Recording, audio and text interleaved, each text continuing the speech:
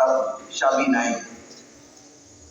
আজকে তুমি জওয়ান আছো, কালকে তুমিও বুড়া হবো। যদি তুমি এই অবস্থা এখন আপনার বাবা মার সাথে করো, কালকে তোমার ছেলে সন্তান তোমার সাথে করবে। সেই জন্য আল্লাহর কাছে তুবা করো, আপনার মা বাবার দোয়া নিবা, আপনার আলিম উলমাদের সাথে মহব্বত রাখবা, আপনার মুরব্বীদের সাথে ভালো ব্যবহার করবা, ভালো এখলাক। এই জন্য কি নবী করিম সাল্লাল্লাহু আলাইহি ওয়াসাল্লাম আমাদেরকে সকলকে এই শিক্ষা দিয়ে গেছে। এবং হাদিস শরীফ ভিতরে আছে কি আহসানুল খুলকি মিনাল ঈমান, ভালো ব্যবহার যাতে এটাও ঈমানের একটা চিহ্ন। অনেক লোকের মুখ থেকে যে খারাপ কথা বাইর হয়, এক ভাই এক ভাইকে যে মন্দ করেন, যে কষ্ট দেন, এটাও বড় বড় পাপ, এটাও আযাব হবে। সেই জন্য এই জিনিসটাও আল্লাহর কাছে তওবা চাইবে, আল্লাহর কাছে মাফ চাইবে।